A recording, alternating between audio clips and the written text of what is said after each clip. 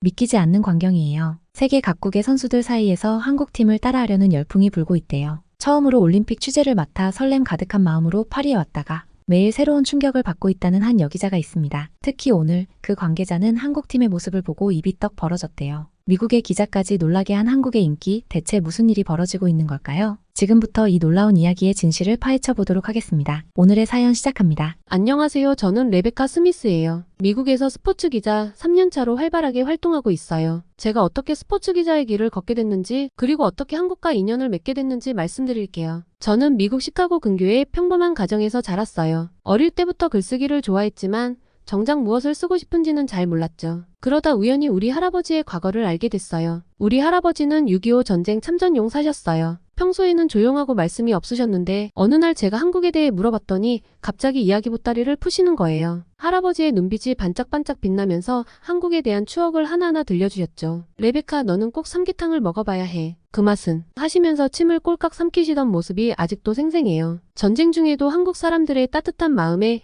감동받으셨대요. 힘든 상황 속에서도 미군들에게 김치를 나눠주시고 말은 통하지 않아도 눈빛으로 서로를 이해하려 노력했다고 하셨어요. 할아버지의 이야기를 들으면서 저는 처음으로 이야기의 힘을 느꼈어요. 한 사람의 경험이 얼마나 감동적이고 의미 있을 수 있는지 깨달았죠. 그때부터 저는 다른 사람들의 이야기를 듣고 전하는 일에 관심을 갖기 시작했어요. 고등학교 때는 학교 신문부에 들어갔어요. 처음에는 단순히 글쓰기가 좋아서였는데 점점 스포츠 기사를 쓰는 걸 좋아하게 됐어요. 특히 선수들의 인간적인 면모를 다루는 기사를 쓸 때 가장 큰 보람을 느꼈죠. 그러다 문득 할아버지가 들려주신 한국 이야기가 떠올랐어요. 스포츠를 통해 다른 문화를 이해하고 소통할 수 있지 않을까 하는 생각이 들더라고요. 그 생각을 안고 노스웨스턴 대학 저널리즘학과에 진학했어요. 대학에서 공부하면서 한국에 대한 관심도 점점 커져갔죠. 한국어 수업도 듣고 한국 영화도 보고 한국 음식도 자주 먹으러 다녔어요. 드디어 삼계탕을 먹어볼 기회가 왔어요. 시카고의 한 한식당에서 처음 맛봤는데 뜨끈한 국물을 한 숟가락 떠먹는 순간 마치 할아버지의 추억 속으로 들어간 것 같았어요. 그 맛, 그 향, 그 따뜻함, 모든 게 특별했죠. 대학 시절 저는 한국 스포츠에 대해 더 깊이 공부하기 시작했어요. 특히 2002년 한일 월드컵 때 한국 국가대표팀의 활약상을 다룬 다큐멘터리를 보고 큰 감명을 받았죠. 불가능해 보이는 상황에서도 포기하지 않고 끝까지 도전하는 한국 선수들의 모습에서 제가 할아버지에게서 들었던 한국인의 정신을 볼 수 있었어요. 졸업 후 스포츠 기자로 일하기 시작했는데 제 첫 번째 큰 기사가 바로 메이저리그에서 활약하는 한국 선수들에 대한 특집이었어요. 그 중에서도 특히 류현진 선수와의 인터뷰는 정말 잊지 못할 경험이에요. 류현진 선수와의 인터뷰 날 저는 너무 긴장한 나머지 손에 땀이 줄줄 났어요. 하지만 류현진 선수가 편하게 대해주셔서 무사히 인터뷰를 마칠 수 있었죠. 인터뷰가 끝나고 용기를 내어 할아버지 이야기를 했더니 류현진 선수가 참전용사 할아버지께 감사드립니다 하며 한국 과자를 주셨어요. 그게 바로 홈런볼이었는데 맛이 어찌나 좋던지 나중에 할아버지와 함께 먹었는데 할아버지가 특히 아주 좋아하셨죠. 그 순간 저는 스포츠가 단순한 경기 이상의 의미를 가질 수 있다는 걸 깨달았어요. 스포츠는 문화를 연결하고 세대를 이어주고 추억을 만들어주는 힘이 있더라고요. 그 후로 저는 한국 스포츠에 더욱 관심을 갖게 됐어요. 한국 스포츠 뉴스를 챙겨보고 한국 선수들의 경기를 꼬박꼬박 보기 시작했죠. 제 기사에서도 자주 한국 선수들을 다뤘어요. 그들의 이야기를 통해 한국 문화와 정신을 소개하고 싶었거든요. 이런 노력 덕분인지 저는 점점 한국통 스포츠 기자로 인정받기 시작했어요. 3년차가 되던 해 드디어 제 커리어의 전환점이 될 큰 기회가 찾아왔죠. 바로 파리 올림픽 취재였어요. 제 첫 올림픽 취재라 얼마나 설레던지. 게다가 파리잖아요. 도착하자마자 에펠탑으로 달려갔어요. 에펠탑을 보는 순간 와 진짜 파리다 하고 소리 지르고 싶었죠. 근데 그만 너무 흥분한 나머지 카메라를 떨어뜨릴 뻔했어요. 다행히 한 친절한 아시아 청년이 잡아줬는데 그때는 몰랐지만 나중에 그 청년과 다시 만나게 될 줄은 꿈에도 몰랐죠. 그 청년이 제 기자증을 보더니 올림픽 취재하러 오셨어요? 하고 물어보더라고요. 저는 활짝 웃으며 고개를 끄덕였어요. 그 순간 이번 올림픽이 정말 특별한 경험이 될 거란 예감이 들었어요. 파리에 도착한 다음 날 저는 우연히 한국 선수단을 만났어요. 정말 친절하고 매너가 좋으시더라고요. 심지어 제가 경기장을 찾지 못해 헤매고 있을 때 도와줬죠. 그런데 자세히 보니 그중 한 선수가 제가 에펠탑 앞에서 만났던 그 친절했던 아시아 청년이었어요. 그 선수는 자신을 펜싱 국가대표라고 소개했어요. 웃는 모습이 너무 귀엽고 잘생겨서 저도 모르게 설레더라고요. 그 순간 저는 이번 올림픽에서 단순히 경기 결과만 전달하는 게 아니라 선수들의 인간적인 면모와 문화적 교류의 순간들도 담아내고 싶다는 생각이 들었어요. 한국 선수들의 활약은 물론이고 제가 우연히 만난 그 펜싱 선수의 경기도 응원하러 가야겠다 생각했죠. 파리에 도착한 지 일주일이 지났어요. 처음의 설렘은 어느새 긴장감으로 바뀌고 있었죠. 파리의 낭만적인 이미지와는 달리 도시 전체가 마치 요새처럼 변해가고 있었거든요. 어느 날 아침 저는 선수촌으로 향하고 있었어요. 그런데 갑자기 앞에서 소동이 일어났어요. 아르헨티나 축구팀의 숙소에서 귀중품을 도난당했다는 거예요. 무려 7,500만 원어치나 되는 물건들이 사라졌대요. 저는 즉시 현장으로 달려갔죠. 이게 어떻게 된 일이죠?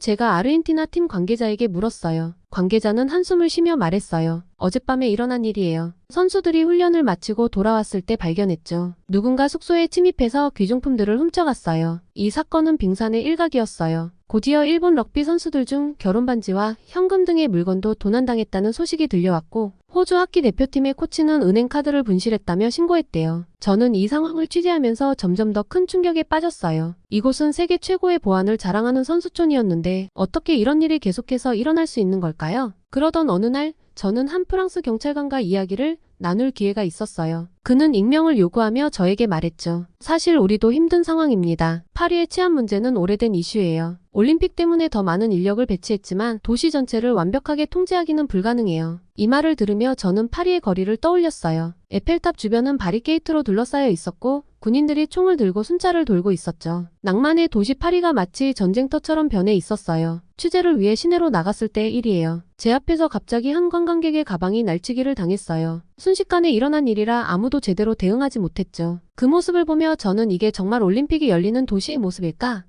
하는 의문이 들었어요. 더 충격적인 건 우리 취재진들도 QR코드가 있는 특별 출입증이 있어야만 자유롭게 시내를 다닐 수 있다는 거였어요. 마치 통제된 군사지역에 있는 것 같은 느낌이었죠. 어느 날 저는 한국 펜싱 선수를 인터뷰하러 갔어요. 그런데 그 선수가 제게 이런 말을 하는 거예요. 레베카 씨, 사실 우리 팀도 도난 피해를 당했어요. 하지만 대회 분위기에 악영향을 줄까봐 공개적으로 말하지 않고 있어요. 이 말을 듣고 저는 가슴이 철렁 내려앉았어요. 선수들이 경기에 집중해야 할 시기에 이런 걱정을 하고 있다니 정말 안타까웠죠. 그러던 중 VIP 만찬 현장을 취재할 기회가 있었어요. 그런데 그곳에서 본 광경에 저는 또 한 번 충격을 받았죠. 메뉴에 푸아그라가 있었거든요. 동물 복지를 강조하던 이번 올림픽의 가치와는 정반대되는 행동이었죠. 저는 즉시 조직위원회 관계자에게 물었어요. 올림픽의 가치와 이런 행동이 모순되지 않나요? 그 관계자는 당황한 듯 이렇게 답변했어요. 이건 프랑스의 전통 음식이에요. 문화적 측면에서 이해해 주셨으면 해요. 하지만 이런 변명으로는 부족했어요. 올림픽의 가치와 현실 사이의 괴리가 너무나 컸거든요. 이런 상황들을 겪으며 저는 점점 더 깊은 고민에 빠졌어요. 올림픽이라는 거대한 행사 뒤에 숨겨진 현실을 어떻게 독자들에게 전달해야 할지 고민이 깊어졌죠. 파리올림픽이 한창인 가운데 선수촌에서는 또 다른 문제가 불거지고 있었어요. 바로 식사 문제였죠. 처음에는 단순한 불만인 줄 알았는데 취재를 하면 할수록 심각한 상황이라는 걸 깨달았어요. 어느 날 저는 선수촌 식당에서 취재를 하고 있었어요. 그때 한 미국 선수가 저에게 다가와 이렇게 말하더라고요. 레베카, 이건 정말 문제예요. 우리가 먹는 건 제대로 된 프랑스 요리가 아니에요. 단백질도 부족하고 맛도 없어요. 선수촌 밖에서 먹는 음식과는 완전히 달라요. 선수촌에서 제공되는 음식은 선수들을 위한 식단이 아니에요. 저는 깜짝 놀랐어요. 프랑스라면 세계적으로 유명한 요리로 알려져 있잖아요. 이 말을 듣고 저는 더 깊이 파고들기로 했어요. 그러다 놀라운 사실을 발견했죠. 많은 선수들이 외부에서 음식을 사 먹거나 심지어 직접 요리해 먹고 있었어요. 올림픽 선수들이 이런 상황에 처해 있다니 정말 믿기 힘들었죠. 그러던 중 저는 우연히 한국 선수단의 비밀을 알게 됐어요. 한국 선수들은 매일 도시락을 받아 먹고 있었거든요. 호기심에 찬 저는 한국 선수단의 대한체육회 담당자에게 다가갔어요. 어떻게 이런 준비를 하게 되셨나요? 제가 물었죠. 직원이 미소 지으며 대답했어요. 이런 상황을 예상하고 준비했어요. 매일 150개의 도시락을 우리 숙소로 배달해주고 있죠. 심지어 700개의 친환경 도시락 식판도 2달 전에 미리 가져왔어요. 저는 감탄을 금치 못했어요. 이런 준비성이라니. 더 놀라운 건 다른 나라 선수들의 반응이었어요. 한국 선수들 너무 부러워요. 우리도 돈 주고 그 도시락 사 먹고 싶어요. 라고 말하는 선수들도 있었죠. 그런데 갑자기 중국 선수들이 다가왔어요. 그중 한 명이 한국 선수들의 도시락을 가리키며 비아냥거리듯 말하더라고요. 이게 뭐야? 김치? 이건 원래 중국 음식인데. 중국 선수들은 계속해서 소리를 지르고 있었어요. 한국 음식은 맛없어. 중국 음식이 세계 최고야. 뭐야? 또 그 냄새나는 음식이야? 여기가 어디라고 그런 걸 꺼내? 정말 놀랐어요. 이렇게 노골적으로 무례한 행동을 볼 줄은 몰랐거든요. 하지만 한국 선수들은 정말 침착하게 대응했어요. 한식에 대해 그렇게 말하는 건 옳지 않죠. 모든 나라에는 고유의 음식 문화가 있고 훌륭한 전통을 가진 요리잖아요. 그리고 김치는 수천 년의 역사를 지닌 한국의 대표적인 전통 발효 음식이고요. 라고 차분히 말했죠. 그런데 중국 선수들이 거기서 멈추지 않고 한국 선수의 도시락을 잡아채려고 하는 거예요. 그 순간 정말 예상치 못한 일이 벌어졌어요. 도시락을 잡아채려던 중국 선수가 발을 헛디뎌 넘어진 거예요. 운동화가 벗겨져 날아가고 바지가 살짝 찢어지는 소리도 들렸죠. 순간 주변이 조용해졌다가 이내 작은 웃음소리가 터져나왔어요. 넘어진 중국 선수는 얼굴이 새빨개져서 황급히 그 자리를 피했고 다른 중국 선수들도 어쩔 줄 몰라 하며 따라갔어요. 이걸 본 다른 나라 선수들이 한국 선수들에게 다가왔어요. 미국 선수가 괜찮아요? 정말 무례한 행동이었네요. 라고 물어보더라고요. 이 사건 이후로 오히려 한국 도시락에 대한 관심이 높아졌어요. 여러 나라 선수들이 한국 음식을 맛보고 싶어 하더라고요. 저는 상황을 지켜보면서 중국 선수들의 행동에 정말 실망했어요. 올림픽 정신은 어디 간 걸까요? 게다가 음식을 가지고 이렇게 난동을 부리다니 정말 믿기 힘들었어요. 그리고 중국 선수들의 인성 문제가 더욱 부각되기 시작했어요. 다른 선수들과 잘 어울리지 못하고 경기 중에도 스포츠맨십에 어긋나는 행동을 하는 등 문제가 계속 발생했죠. 올림픽이 단순한 경기를 넘어 문화교류의 장이 되어야 한다는 걸 다시 한번 깨달았어요. 이 상황을 보면서 문득 평창 올림픽이 떠올랐어요. 평창 올림픽은 정말 성공적으로 운영되었다고 들었거든요. 그래서 평창 올림픽에 대해 더 자세히 알아보기로 했죠. 평창 올림픽의 성공 비결을 파헤치면서 놀라운 사실들을 알게 됐어요. 모든 선수가 같은 선수촌에서 지냈다는 점이 인상적이었죠. 24시간 운영되는 식당에서는 무려 420여 가지의 다양한 메뉴를 제공했대요. 한국 음식은 물론이고 할랄 음식,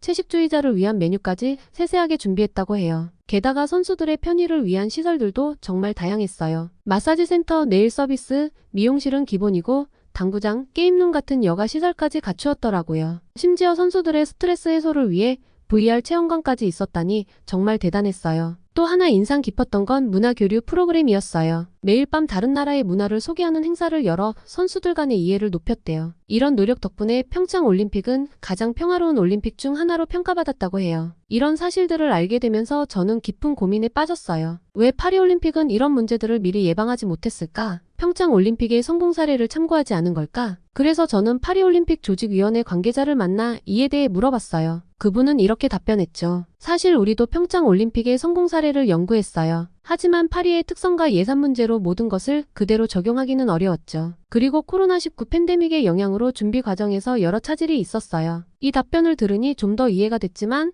여전히 아쉬움이 남았어요. 이런 경험들을 바탕으로 저는 미국 올림픽위원회에 연락을 취했어요. LA 올림픽 준비 상황이 궁금했거든요. 미국 올림픽위원회의 한 관계자는 이렇게 말했어요. 우리는 파리올림픽의 문제점을 교훈 삼아 평창 올림픽의 성공 사례를 본보기로 LA 올림픽을 준비하고 있어요. 특히 선수들의 안전과 건강을 최우선으로 고려하고 있죠. 그들의 구체적인 계획을 들어보니 정말 놀라웠어요. LA의 날씨를 고려해 최첨단 온도 조절 시스템을 갖춘 선수촌을 건설 중이라고 해요. 또한 LA의 심각한 교통 문제를 해결하기 위해 선수 전용 지하철 노선까지 계획하고 있대요. 식당 운영에 있어서도 한국의 사례를 많이 참고하고 있다고 하더라고요. 다양한 국가의 요리사들을 초빙해 선수들의 입맛을 고려한 메뉴를 개발 중이라고 해요. 심지어 선수들의 특별한 영양 요구사항을 AI로 분석해 개인 맞춤형 식단까지 제공할 계획이래요. 문화교류 프로그램도 더욱 확대한다고 해요. VR과 AR 기술을 활용해 각국의 문화를 체험할 수 있는 공간을 만들 예정이라고 하더라고요. 이를 통해 선수들뿐만 아니라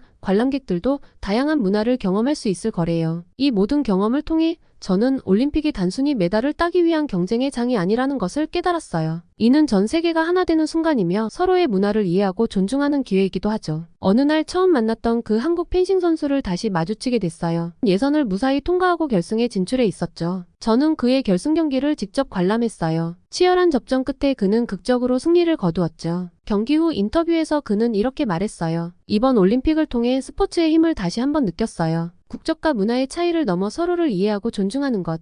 그게 바로 올림픽 정신이라고 생각해요. 그의 말에 저는 깊이 공감했죠. 그리고 약속했죠. LA 올림픽에서 다시 만나기로요. 미국 스포츠 기자인 제 눈에도 파리올림픽은 충격 그 자체였어요. 프랑스 하면 떠오르던 우아한 요리와 예술의 이미지는 사라지고 오염된 세느강에서 무리하게 경기를 강행하는 모습만 남은 것 같아 안타까웠죠. 이런 상황을 지켜보며 LA 올림픽의 중요성을 다시금 실감했어요. 선수들의 컨디션과 웰빙이 최우선이 되어야 하고 생태계 보존도 간과해선 안 된다는 교훈을 얻었습니다. 우리는 절대 이런 실수를 되풀이하지 말아야 해요. 다행히 LA 올림픽까지는 시간이 남아있어요. 파리의 이번 사태가 준비 부족 때문인지 역량의 한계인지는 모르겠지만 이를 반면교사로 삼고 평창의 성공 요인을 접목해 역대 가장 훌륭한 올림픽을 만들어내야 할 것 같아요. 제가 들은 바로는 머지않아 미국 올림픽위원회 관계자들이 총출동해 한국을 방문할 예정이래요. 그래서 저희도 한국으로 취재를 가려고 계획 중이에요. 한국 여행 후기도 꼭 전해드리고 싶네요. 오늘은 파리 올림픽 현장을 취재 중인 스포츠 기자의 사연을 들려드렸어요. 오늘의 이야기가 좋았다면 구독과 좋아요 버튼을 눌러주세요. 여러분의 구독과 좋아요는 더 좋은 사연을 전하는 데 큰 힘이 됩니다. 이상 월드생생튜브였습니다. 다음 사연으로 찾아뵐게요. 감사합니다.